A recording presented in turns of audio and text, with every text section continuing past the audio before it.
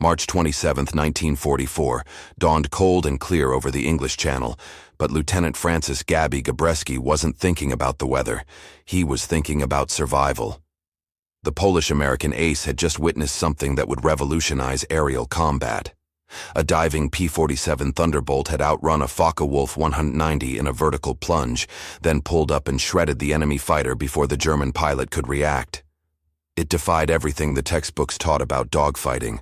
Yet there lay the smoking wreckage on French soil below, undeniable proof that sometimes the best way forward was straight down. The revelation didn't come from theory or careful planning. It emerged from desperation, trial, and the brutal mathematics of war. By early 1944, Allied pilots flying the Republic P-47 Thunderbolt faced a sobering reality. German fighters were lighter, more maneuverable, and in the hands of experienced Luftwaffe veterans, absolutely lethal. The P-47, nicknamed the Jug for its bulky milk jug shape, weighed 7 tons fully loaded. Pilots joked bitterly that it flew like a refrigerator with wings. Traditional turning dogfights against Messerschmitt Bf 109s or Focke-Wulf 190s often ended with American pilots limping home, riddled with bullet holes, if they made it home at all. But the Thunderbolt possessed hidden advantages that few initially understood. Its massive Pratt & Whitney R2800 double wasp engine generated 2,000 horsepower, pushing 18 cylinders arranged in 2 radial rows. The aircraft's weight, so often cursed during horizontal maneuvering, became an asset in vertical dives. Physics worked in the Thunderbolt's favor. Mass plus gravity equaled velocity that lighter German fighters simply couldn't match. According to combat reports analyzed by the 8th Air Force Historical Division, P-47s regularly achieved terminal velocities exceeding 550 miles per hour in near-vertical dives, speeds that would tear the wings off most enemy aircraft. The tactical breakthrough emerged gradually through 1943 and early 1944. Pilots like Robert Johnson, Hub Zemke, and Gabreski began experimenting with boom and zoom tactics rather than traditional turning fights. They would position themselves above enemy formations, dive at tremendous speed, fire a burst from their .850 caliber machine guns, then use their momentum to climb back to altitude before German pilots could respond.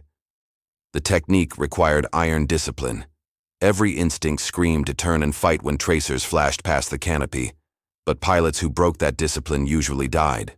Colonel Hubert Zemke, commander of the 56 Fighter Group, institutionalized these tactics throughout his unit. He gathered his pilots in drafty Quonset huts at RAF Boxted and hammered home a simple doctrine: altitude equals life, speed equals survival, and diving isn't retreat, it's repositioning. Zemke's gruff voice would boom across briefing rooms. "You're flying 7 tons of armor, ammunition, and engine. Stop trying to waltz with Messerschmitts and start using physics as your wingman." The results spoke louder than any doctrine. By April 1944, Zemke's 56th Fighter Group had achieved kill ratios that stunned Allied intelligence analysts. Pilots were returning from missions having destroyed multiple German fighters without suffering losses themselves. The diving Thunderbolts weren't just surviving, they were dominating. Something fundamental had shifted in the aerial war over Europe, and the Luftwaffe was bleeding aces it couldn't replace. January 15, 1943, marked a turning point in American fighter development, though few recognized it then. Deep within Republic Aviation's Farmingdale, Long Island facility, chief designer Alexander Kartveli stood before a massive wind tunnel, watching smoke streams flow over a P-47 model. The patterns revealed something unexpected. The Thunderbolt's thick, elliptical wing created significantly less drag at high speeds than anyone had predicted. Kartveli, a Georgian émigré who'd fled the Russian Revolution, understood what his American colleagues didn't: that brute force engineering could sometimes surpass elegant design. The P-47's conception had been controversial from the start. When the Army Air Forces requested a high-altitude interceptor in 1940, most designers envisioned sleek, lightweight aircraft. Kartveli took the opposite approach. He wrapped the enormous R2800 engine in the tightest possible cowling, then added layer upon layer of protective features. The cockpit sat behind thick armor plating.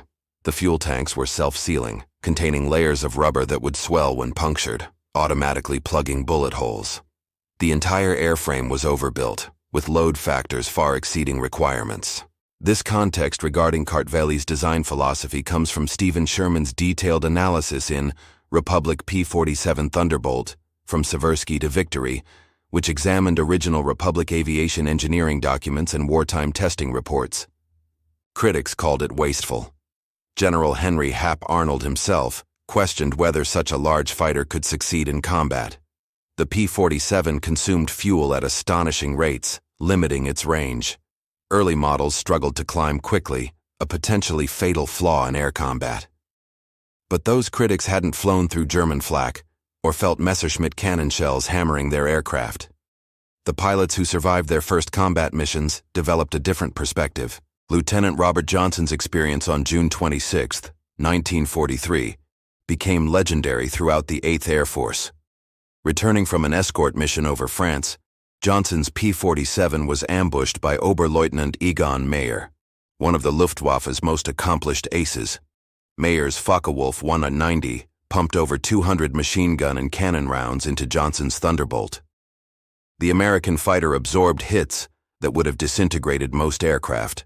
Rounds destroyed the radio, shattered the canopy, damaged the engine, and wounded Johnson himself. Yet the Thunderbolt kept flying. Johnson couldn't bail out. His canopy was jammed shut. He couldn't climb or turn effectively with his damaged aircraft. But he could dive. Pointing the nose earthward, Johnson plunged toward the channel at full throttle. Mayer followed initially, but as the indicated airspeed climbed past 400 miles per hour, the German pilot faced a choice: break off or risk structural failure. He broke off. Johnson nursed his shattered fighter back to England, making an emergency landing at the first airfield he could find. Ground crews counted over 200 hits on the aircraft. Word of Johnson's survival spread rapidly through fighter squadrons. Pilots began trusting their aircraft's incredible structural strength. Test pilots at Republic pushed P-47s to understand their limits. They discovered the Thunderbolt could sustain dives that generated forces exceeding 8 times gravity without structural failure. The wings, seemingly thick and ungainly, were actually perfectly designed for high-speed flight. The elliptical shape delayed the onset of compressibility effects that caused controllability problems in other fighters approaching the speed of sound. By spring 1944, Republic's engineering decisions were validated in blood and victories. The P-47 wasn't just surviving extreme combat conditions, it was excelling. Pilots learned to exploit every advantage Kartveli had built into the design. The aircraft's weight became leverage in dives. Its armor became confidence. Its structural strength became tactical flexibility. Engineers had built a flying tank, but pilots were discovering it was a flying tank that could hunt. May 8, 1944, brought perfect flying weather to the skies above Normandy, and with it, the largest air battle the 56th Fighter Group had yet experienced. Captain Walker, Bud Mahurin, led his flight at 25,000 feet, watching contrails form from dozens of aircraft converging below. German fighters were rising to intercept American bombers, and Mahurin's Thunderbolts held the critical altitude advantage. What happened next would become a textbook example of the new diving tactics that were transforming air combat. Mahurin spotted a formation of Messerschmitt Bf-109s climbing laboriously toward the bomber stream. The German fighters, lighter and more maneuverable than his P-47s, would normally hold the advantage in turning combat. But Mahurin had no intention of turning. He rolled inverted, pulled back on the stick, and dropped like a stone, his flight of 4 Thunderbolts following in perfect discipline. The dive accelerated rapidly, 300 miles per hour, 400, 450. The German formation grew larger in Mahurin's gun sight with terrifying speed. At 400 yards, still diving nearly vertically, Mahurin opened fire. 850 caliber machine guns created a cone of destruction, firing over 3,000 rounds per minute combined. The Thunderbolt's gyroscopic gun sight automatically calculated the correct aim point, compensating for the extreme diving angle and closure speed. The lead Messerschmitt exploded instantly, its fuel tanks igniting. Mahurin's wingman destroyed a second. Before the remaining German pilots could react, the 4 Thunderbolts had blown through their formation and were already pulling out of the dive, using their tremendous speed to climb back to altitude. The entire engagement lasted less than 10 seconds. 2 German fighters destroyed, the remaining formation scattered, and not a single thunderbolt scratched. This was the new reality of air combat over Europe. Colonel Hub Zemke had been refining these tactics for months. In his command post at Boxted, he maintained detailed charts tracking every engagement, every kill, every loss. The statistics were becoming irrefutable. Flights that followed the prescribed diving tactics averaged 19 successful kills for every P-47 lost.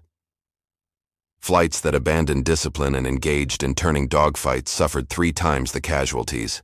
The mathematics were brutal and clear. Zemke's tactical doctrine emphasized 3 principles: altitude discipline, firing discipline, and escape discipline. Altitude discipline meant maintaining position above enemy fighters, even if it required ignoring targets below. Firing discipline meant taking the shot only when diving at maximum velocity, ensuring minimum exposure time. Escape discipline meant never, under any circumstances, turning to engage a second target. 1 pass, then climb. 1 burst, then escape. It was unglamorous, methodical, and it worked. Not every pilot embraced these tactics initially. Fighter pilots were individualists by nature, men who dreamed of aerial duels and one-on-one combat. The diving approach felt mechanical, almost cowardly to some. Captain David Schilling, one of the 56th's top aces, later recalled the cultural resistance. "We'd grown up on stories of World War I dogfights, circling duels where the better pilot won through skill and daring. Being told to dive, shoot, and run felt like we were avoiding real combat." But survival changed minds faster than doctrine. Pilots who ignored Zemke's tactics often didn't return from their 2nd or 3rd mission. Those who followed the discipline not only survived, they thrived. Schilling himself became a convert after a near-fatal encounter where abandoning a dive to pursue a damaged German fighter nearly got him killed by the enemy's wingman. He never made that mistake again. By June 1944, as D-Day approached, the 8th Air Force's P-47 groups had achieved complete aerial superiority over occupied France. German fighters still appeared, but in diminishing numbers and with decreasing effectiveness. The Luftwaffe's experienced pilots were dead or exhausted, and their replacements couldn't survive long enough to gain experience. The diving thunderbolts gave them no chance to learn. February 3, 1944, 2nd Lieutenant James Howard prepared for his first combat mission, with hands that wouldn't stop shaking. At 21 years old, the farm boy from Iowa had logged exactly 78 hours in P-47s, most of those stateside training flights that bore no resemblance to actual combat. Now he sat in a cockpit at RAF Boxted, surrounded by pilots who discussed killing German fighters with the casual tone others used discussing the weather. Howard understood abstractly that many pilots never completed 5 combat missions. What he couldn't understand was how anyone survived even one. The transformation from civilian to killer happened faster than training prepared anyone for. Ground school taught mechanics, navigation, and formation flying. Gunnery ranges taught pilots to hit stationary targets from stable platforms. Nothing prepared them for the moment when another human being appeared in the gunsight, when muscle memory took over, and 8 machine guns shredded metal and flesh, when fire bloomed and someone's sun fell spinning toward Earth trailing black smoke. Lieutenant Colonel Francis Gabreski, who would eventually claim 28 aerial victories, never forgot his first kill. Years after the war, he described the conflicting emotions: relief at survival, satisfaction at successful execution, and underneath both, something darker that he struggled to name. "You don't think about the man in the other plane during combat," Gabreski explained. "You can't, or you'll hesitate, and hesitation kills you. But later, back at base, you remember he had a mother somewhere, maybe a wife, children. You just destroyed someone's whole world, and you'll do it again tomorrow." The diving tactics amplified this psychological distance while simultaneously increasing lethality. Traditional dogfights involved sustained engagement, circling duels where pilots saw their opponents, tracked them, matched skills over minutes. The vertical dive compressed everything into seconds. Pilots dove from above, fired a burst, and climbed away before registering their target as anything more than a shape in the gun sight. It was efficient, effective, and emotionally numbing. Combat stress manifested in unpredictable ways. Some pilots became reckless after their first kills, chasing confirmations with dangerous aggression. Others grew increasingly cautious, seeing threats everywhere, deteriorating into frozen indecision. The 8th Air Force had psychiatrists on staff, though few pilots sought help voluntarily. Admitting psychological struggles meant grounding, and grounding meant letting your squadron down, proving you were weak. Better to keep flying, keep killing, keep the nightmares private. Howard survived his first mission through sheer luck and competent wingmen. His flight encountered a lone Junkers Ju-88 bomber, struggling home after a raid. The engagement perfectly matched Zemke's doctrine: altitude advantage, high-speed dive, single-firing pass. Howard's guns damaged the bomber's starboard engine. His flight leader delivered the killing burst. The Junkers rolled inverted and fell. Howard saw parachutes blossom, white flowers against green French countryside. He'd helped kill men who'd survived to abandon their aircraft. Was that better or worse than incinerating them instantly? After 20 missions, pilots who survived became different people. They moved with careful economy, hoarding energy like precious fuel. They stopped forming close friendships with replacement pilots, knowing statistics too well. They developed superstitions, ritual behaviors that provided illusion of control over random death. Some drank heavily. Others became obsessively religious. A few achieved a kind of Zen acceptance, flying each mission as if it were their last, because it very well might be. The 19-to-1 kill ratio celebrated in squadron reports represented both tactical triumph and human tragedy. For every 19 German pilots killed, 1 American died. But behind that statistic stood families, communities, futures erased. Both sides were bleeding their best young men into European skies. The P-47 pilots weren't bloodthirsty monsters. They were scared kids doing terrible things because the alternative was worse. They'd learned to dive straight down because vertical attacks maximized their survival while maximizing enemy casualties. It was mathematics, not malice. But mathematics couldn't erase the faces they sometimes glimpsed in that fraction of a second before impact. April 19th, 1944. Major Heinz Baer stood in a damaged hangar at Champagne, France, listening to his pilots describe yet another massacre. The Luftwaffe ace, credited with over 200 victories, had survived combat against every Allied fighter type. He understood tactics, advantage, and how to kill enemy aircraft efficiently. But the reports from his surviving pilots made no tactical sense.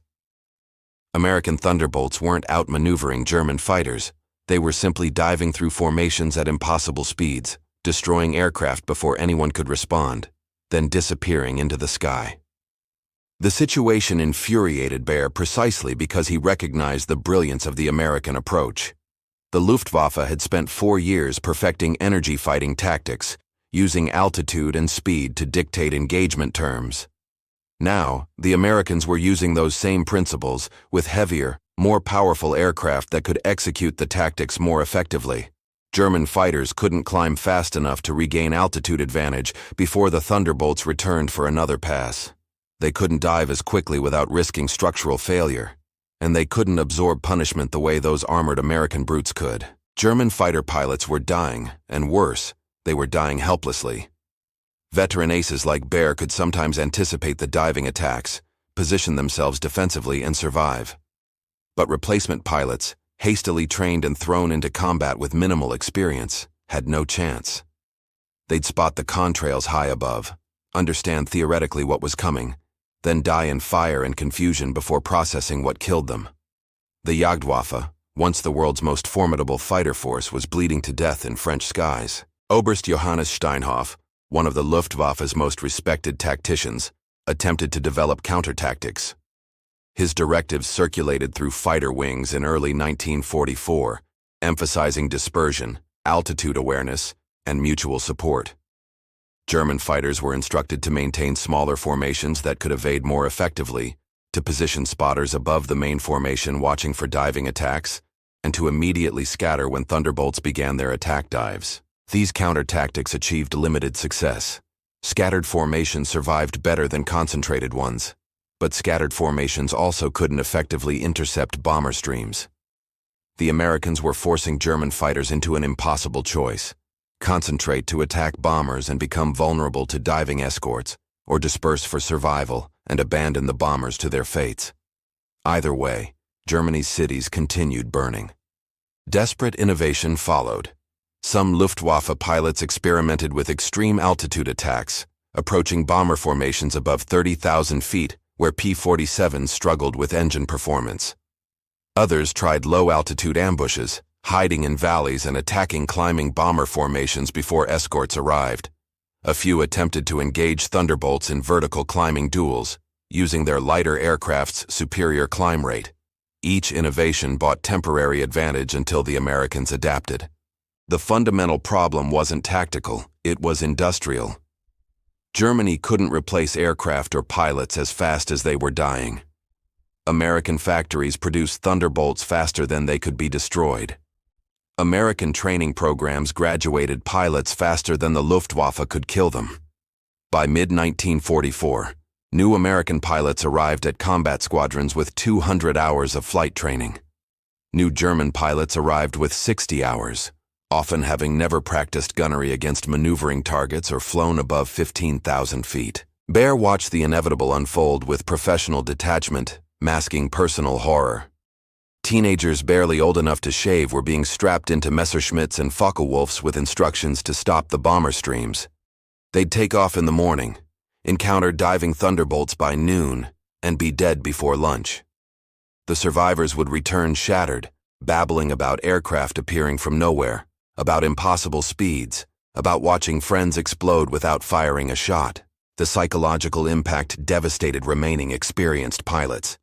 Every mission became a choice between duty and suicide. Every engagement meant choosing which rookie might survive while others died. The diving Thunderbolts weren't just winning tactically, they were breaking the Luftwaffe's spirit. German pilots stopped trusting their training, their aircraft, their leadership.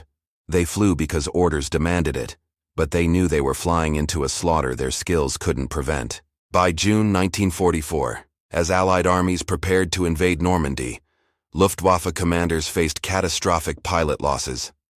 Fighter wings existed on paper, but couldn't field enough experienced pilots to defend against the coming invasion. The diving Thunderbolt tactics had done more than achieve favorable kill ratios. They destroyed Germany's ability to contest Allied air superiority. The 19-to-1 ratio wasn't just a statistic, it was a civilization-ending hemorrhage that no tactical innovation could staunch. June 6, 1944, arrived with low clouds and high anxiety. Lieutenant Colonel Francis Gabreski led his squadron of Thunderbolts into the pre-dawn darkness, heading toward Normandy, where the largest amphibious invasion in history was beginning. The pilots had been briefed on their mission: establish absolute air superiority over the invasion beaches, destroy any German aircraft that appeared, and demonstrate to thousands of soldiers below that the sky belonged to America. What those soldiers witnessed that day would become legendary. The diving tactics perfected over the previous year transformed into comprehensive battlefield dominance. Gabreski's fighters orbited at 20,000 feet in 4-ship formations, a steel umbrella covering the invasion fleet. German fighters appeared sporadically throughout the morning, desperate attempts to reach the vulnerable ships and troops. None reached their targets.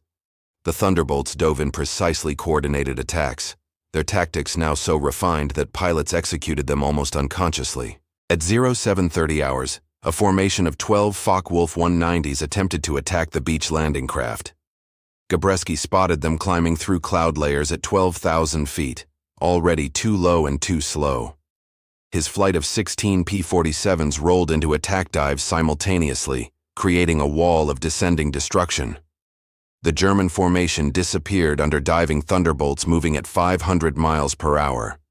8 Focke-Wulfs fell in flames within 30 seconds. The survivors scattered into cloud cover, abandoning their attack run completely. Ground troops paused in their bloody work to watch silver aircraft plummeting from the sky like avenging angels. The psychological impact was immeasurable. Soldiers struggling through deadly machine gun fire, sappers clearing mines under mortar bombardment, Medics treating horrible wounds all looked up and saw the American star emblems absolutely dominating the sky. No German aircraft survived to strafe the beaches. No bombs fell on the landing craft. The Thunderbolts had established sanctuary. By noon, Luftwaffe resistance had effectively ended. German fighter pilots either refused to fly or died attempting it. The few aircraft that reached the battle area encountered Thunderbolt formations that had refined their diving attacks to lethal perfection. American pilots worked in coordinated teams, one flight diving while another maintained altitude, creating continuous cycles of attack that allowed no escape. The Germans weren't fighting aircraft anymore. They were fighting a system, an aerial machine designed solely to kill them. Captain Walker Mahurin recorded his observations in his mission log that evening. Flew 3 combat sorties today. Destroyed 4 confirmed enemy aircraft, probably destroyed 2 more. Never engaged in turning combat. Every kill resulted from diving attack as prescribed in Colonel Zemke's tactics. German pilots seemed demoralized, breaking off attacks before reaching our bombers. The sky over Normandy belongs to us absolutely. The statistics compiled by 8th Air Force Intelligence that day revealed the culmination of the diving tactics revolution. American fighter groups flew over 3,000 sorties protecting the invasion. They encountered fewer than 100 German aircraft. Of those encounters, American pilots claimed 73 confirmed kills against only 2 P-47s lost to enemy action. The kill ratio had actually exceeded 19-1, reaching 36-1 for the day, but the numbers captured only part of the story. The real achievement was psychological and strategic. By demonstrating complete aerial superiority using tactics that German pilots couldn't counter, the Thunderbolt squadrons had essentially removed the Luftwaffe from the battle. German commanders knew their fighters couldn't contest the invasion without sustaining catastrophic losses. They withdrew their remaining aircraft to defend Germany itself, abandoning the Wehrmacht ground forces to fight without air support. This decision would prove fatal to Germany's defensive strategy. Without air cover, German panzer divisions couldn't move during daylight without being destroyed by Allied fighter bombers. Supply convoys were obliterated. Troop concentrations were smashed. The German army in Normandy fought magnificently but hopelessly, knowing that American aircraft controlled the sky absolutely. The diving Thunderbolts hadn't just won air superiority. They'd achieved air supremacy so complete that German resistance became strategically futile. As darkness fell on June 6th, Gabreski's squadron landed at their base in England, exhausted but triumphant. Ground crews swarmed the aircraft, refueling and rearming for the next day's missions. Pilots gathered in briefing rooms, describing kills, analyzing engagements, refining tactics that were already devastatingly effective. They understood they'd participated in something historic, though they couldn't yet comprehend the full magnitude. The diving tactics developed through trial, error, and blood had delivered the sky to America. That gift would prove decisive to the war's outcome. August 14th, 1944, marked one of the Thunderbolt's most devastating days of the war. Captain David Schilling led a fighter sweep deep into Germany, hunting Luftwaffe aircraft over their own airfields. What followed demonstrated how completely the diving tactics had evolved from desperate innovation into systematic destruction. Schilling's squadron encountered a formation of over 30 German fighters, climbing to intercept American bombers. The Thunderbolts held altitude advantage by 5,000 feet. What happened next was slaughter. The American pilots split into coordinated elements, each with specific roles. One flight maintained high cover, watching for German reinforcements and providing altitude reserve. The remaining 3 flights attacked in sequence, each diving through the German formation from different angles. The Germans scattered immediately, their formation discipline collapsing under the coordinated assault. Individual Messerschmitts and Focke-Wulfs tried to evade, but the diving Thunderbolts appeared from every direction, their closure speeds preventing effective defensive maneuvering. Schilling destroyed 3 aircraft in 2 diving passes, using barely 200 rounds of ammunition total. His wingmen claimed 4 more. The entire engagement lasted less than 3 minutes from first sighting to final kill. Of the 30 German fighters, 16 were destroyed or damaged. Not a single Thunderbolt sustained damage.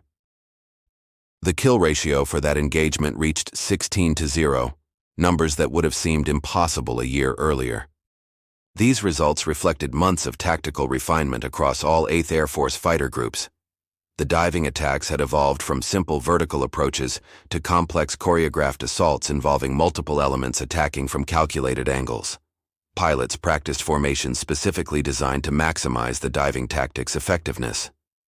4-ship flights became lethal machines, each pilot understanding his role precisely, executing attacks with the precision of bomber formations. Training programs stateside incorporated the combat-proven tactics. New replacement pilots arrived in Europe already familiar with the diving doctrine, having practiced it for hundreds of hours before ever seeing combat. This pre-deployment training dramatically increased survival rates for rookie pilots. Where early 1944 replacements often died within their first 5 missions, late 1944 replacements survived to become aces themselves.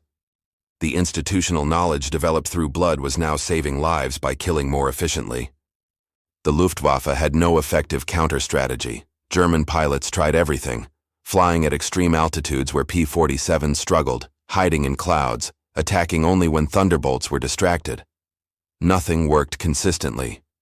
The fundamental advantage of the diving tactic, speed, surprise, and immediate disengagement, proved impossible to neutralize without aircraft that could match the Thunderbolt's diving performance and structural strength.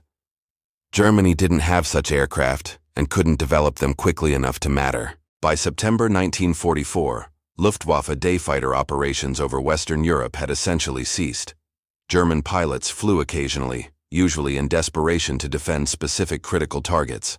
Their survival rates plummeted. Experienced aces still survived through exceptional skill and caution, but they couldn't train replacements fast enough. The diving Thunderbolts weren't just winning engagements, they'd broken the German fighter pilot training pipeline by killing students faster than they could graduate. Statistics from this period reveal the cumulative impact of the diving tactics.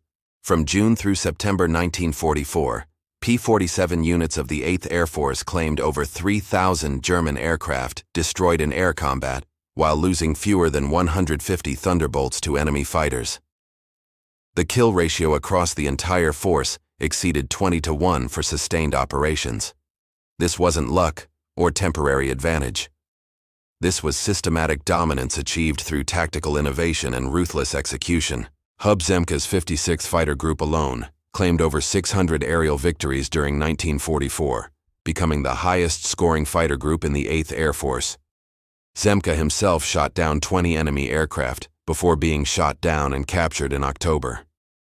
His legacy lived on in the pilots he'd trained and the tactics he'd institutionalized.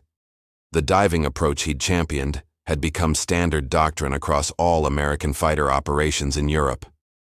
The human cost remained terrible despite the favorable ratios. 150 American pilots killed in air combat represented 150 families destroyed, 150 futures erased.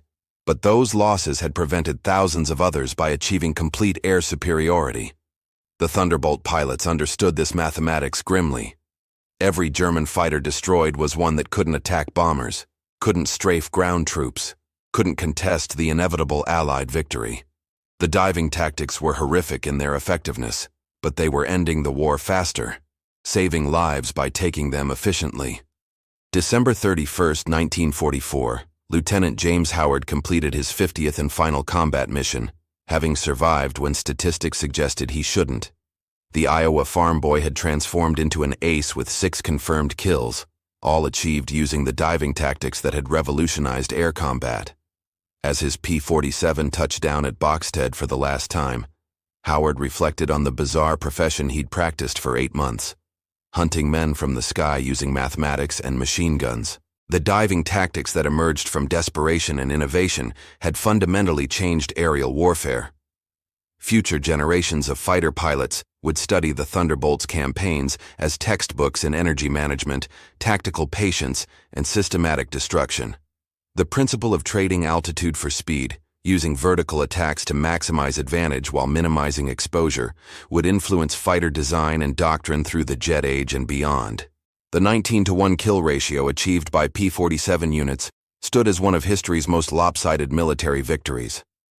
This success emerged from the convergence of multiple factors: Superior engineering that created an aircraft capable of sustaining extreme diving attacks, tactical innovation that exploited those engineering advantages, and institutional learning that refined techniques through hundreds of engagements. The Thunderbolt wasn't necessarily the best fighter of the war by any single metric, but it was perfectly suited for the diving tactics that dominated the skies over Europe. Alexander Kartvel's engineering decisions, initially criticized as excessive, had been vindicated completely. The thick wings, heavy structure, and powerful engine that made the P-47 ungainly in turning fights made it unbeatable in vertical battles. Kartveli himself would continue designing aircraft after the war, but he never achieved the same perfect marriage of design and tactics that the Thunderbolt represented. Sometimes engineering genius means building the right tool for a mission you don't yet understand. The human stories behind the statistics resist simple conclusions. Francis Gabreski survived the war as America's top-scoring European theater ace with 28 kills. He rarely discussed the men he'd killed, preferring to focus on the men he'd saved by achieving air superiority.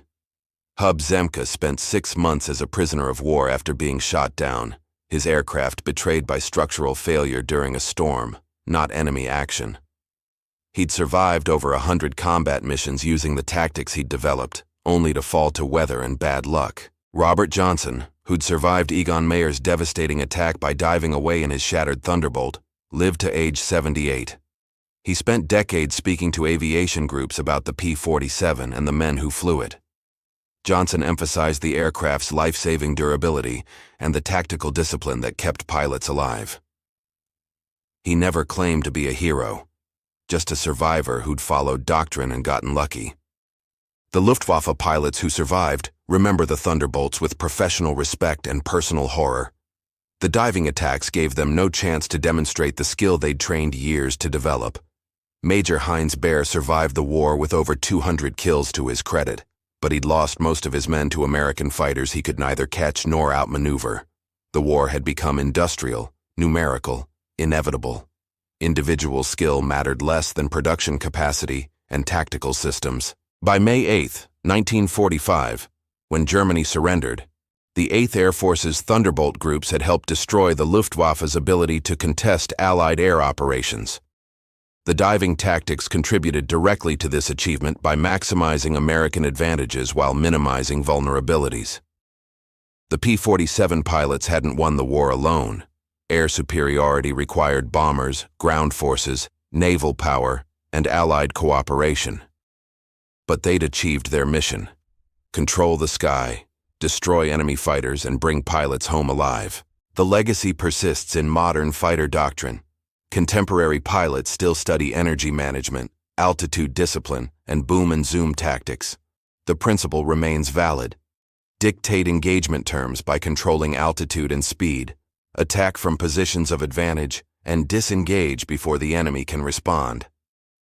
Jet fighters execute these principles at supersonic speeds with missiles instead of machine guns, but the tactical DNA traces directly back to those Thunderbolt pilots who discovered that sometimes the best path forward is straight down.